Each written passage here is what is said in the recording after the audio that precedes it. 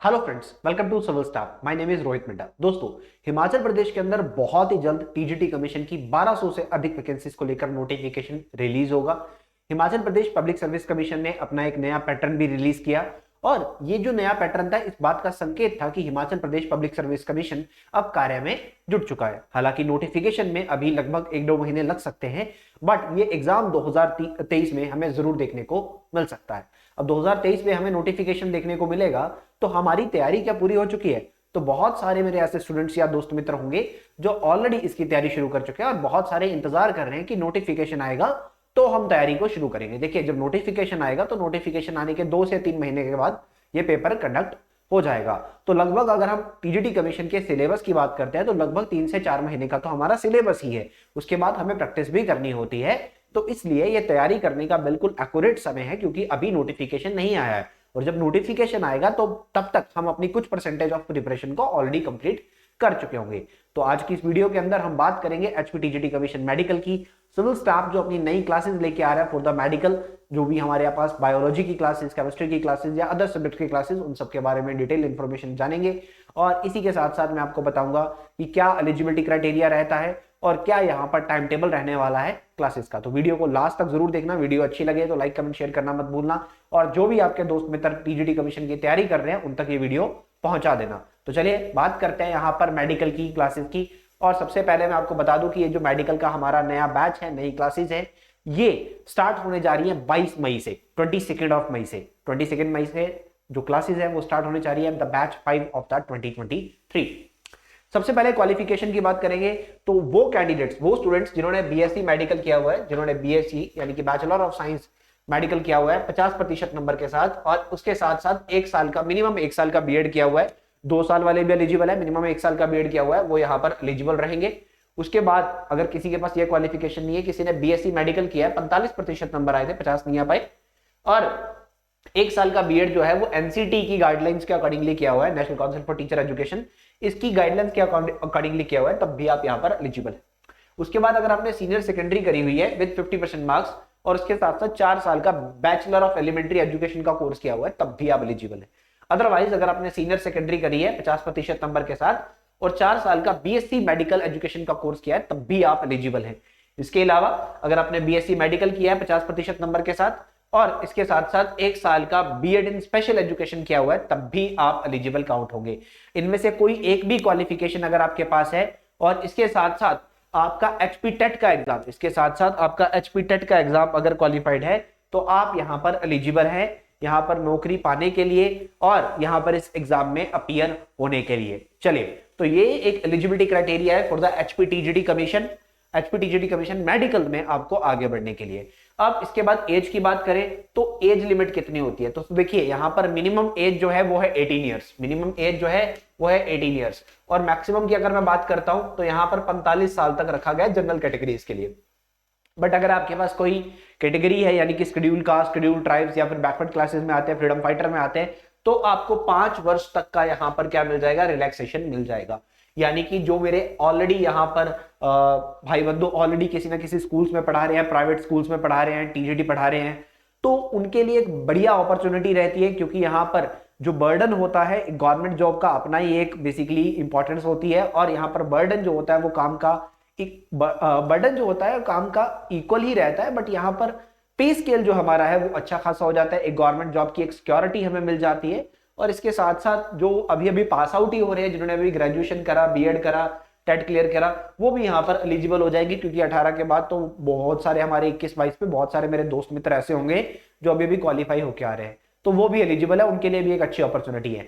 Housewife के लिए मैं स्पेशली कहूंगा कि एक अच्छी अपॉर्चुनिटी है। हाउसवाइफ्स बेसिकली अपने करियर के दौर में आगे बढ़ते बढ़ते अपने परिवार को संभालते संभालते अपना करियर भूल ही जाते हैं, तो उनके लिए एक अच्छी अपॉर्चुनिटी रहती है यहाँ पर टीजीटी कमीशन की है जॉब। अब टीजीटी कमीशन की सिलेक्शन प्रोसेस की बात करें तो यहाँ पर अभी नए पैटर्न के हिसाब से बात करें, हालांकि नए पैटर्न में काफी सारी क्लैरिफिकेशन होना बाकी है, काफी सारी कंफ्यूजन है, बट क्लास 3 का जो पैटर्न एचपीपीएससी ने दिया यानी कि Himachal Pradesh public service commission ने दिया, उसके अकॉर्डिंगली हमारे 2 एग्जाम होने वाले हैं। एक एग्जाम जनरल होगा, एक एग्जाम जो होगा वो जनरल होगा, और दूसरा एग्जाम जो होगा वो सब्जेक्टिव, वो सब्जेक्ट का होगा। अब सब्जेक्ट का मैं कहने का मतलब ये नहीं कि ये सब्जेक्टिव होगा, देखो पेपर दोनों ही ऑब्जेक्टिव होने वाले हैं। ऑब्जेक्टिव कहने का मतलब क्या होता है, ऑब्जेक्टिव कहने का मतलब क्या है कि पेपर जो होंगे दोनों ही एमसीक्यू पैटर्न पे होंगे, एमसीक्यू पैटर्न पे होंगे। आपको कोई रिटर्न नहीं करना है, आपको मल्टीपल चॉइस क्वेश्चंस के हिसाब से पेपर देना है। बट यहाँ पर दो एग्जाम होंगे, एक में आपके सब्जेक्ट के ओरिएंटेड।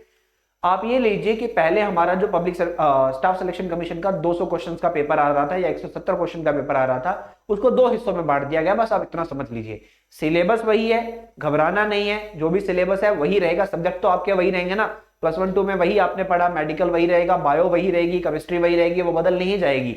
ठीक है, सो यहां पर उन चीजों को समझते हुए हम आगे बढ़ेंगे, कवर करने की कोशिश करेंगे। अब कौन कौन से सब्जेक्ट हमें हमारे सिलेबस में पढ़ने हैं ये बात देख लीजिएगा।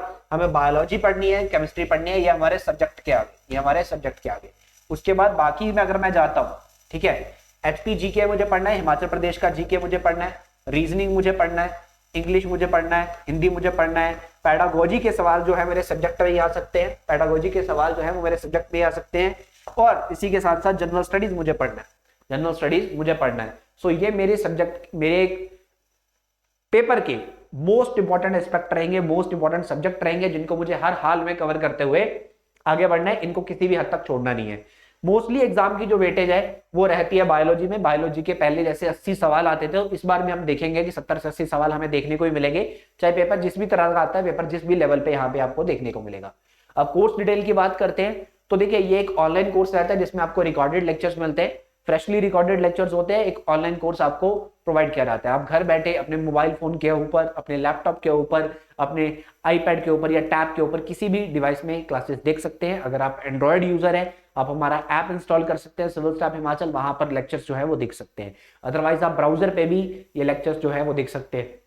उसके बाद डेली आपको 5 क्लासेस मिलेंगी, डेली 5 क्लासेस मिलेंगी। 5 क्लासेस में बेसिकली 4 डिफरेंट सब्जेक्ट्स में क्लासेस रहने वाली है, जिसमें मैं बात करूंगा डेली बायोलॉजी के आपके 2 लेक्चर होंगे। बायोलॉजी क्योंकि सबसे बड़ा सब्जेक्ट है, तो बायोलॉजी के डेली आपके 2 लेक्चर होंगे। बाकी 3 सब्जेक्ट्स के और आपको एक लेक्चर जो है वो मिलने वाला है। डेली 5 क्लासेस आपकी होने वाली है। उसके बाद बात करें, सारे के सारे सब्जेक्ट्स को कवर किया जाएगा, कुछ भी नहीं छोड़ा जाएगा, सारे के सारे सब्जेक्ट्स कवर करेंगे। उसके बाद सभी सब्जेक्ट्स के आपको प्रैक्टिस टेस्ट मिलेंगे, चैप्टर वाइज आपको प्रैक्टिस टेस्ट दिए जाएंगे ताकि आप अच्छे लेवल पे प्रैक्टिस जो है वो कर पाओ। उसके बाद जब ऑफिशियल नोटिफिकेशन आउट हो जाएगा और एग्जाम पैटर्न फुली वे में आ जाएगा, तब आपको एक एग्जाम ओरिएंटेड टेस्ट सीरीज दी जाएगी ताकि आप रियल टाइम एग्जाम एक्सपीरियंस को फेस कर पाओ। ये भी एक अच्छा पैटर्न यहां पर रहता है। उसके बाद हर सैटरडे या संडे को आपका एक लाइव डाउट सेशन होगा, जिसके चलते हुए आप टीचर से वार्तालाप कर सकते हैं, बात कर सकते हैं, कोई भी अपने सवाल जो है वो पूछ सकते हैं, आपके मन में कोई दुविधा है वो आप पूछ सकते हो। और आपको प्रीवियस ईयर क्वेश्चंस भी है जो वो टीचर जो है वो डिस्कस करेगा ताकि आप अच्छे लेवल पे समझ पाओ पेपर का अप्रोच क्या होता है, पेपर का लेवल क्या होता है। उसके बाद आगे बढ़े तो टाइम टेबल की बात करते हैं। तो टाइम टेबल हमारे इस बैच का जो रहेगा, जैसे कि मैंने बताया कि ये बैच 22 मई से शुरू हो रहा है, 22 मई 2023 से शुरू हो रहा है। तो 22 मई से आपको 4 क्लासेस मिलनी शुरू हो जाएंगी। आप देख सकते हैं बायोलॉजी की आपको 2 क्लासेस मिलेंगी। उसके बाद बाकी के तीनों सब्जेक्ट की डेली आपको एक एक क्लास मिलेगी। जैसे ही आपके सब्जेक्ट कंप्लीट होते जाएंगे, आपके अगले सब्जेक्ट शुरू हो जाएंगे। आप डेट दे सकते हैं, देख सकते हैं। हालांकि ये शेड्यूल टेंटेटिव होता है।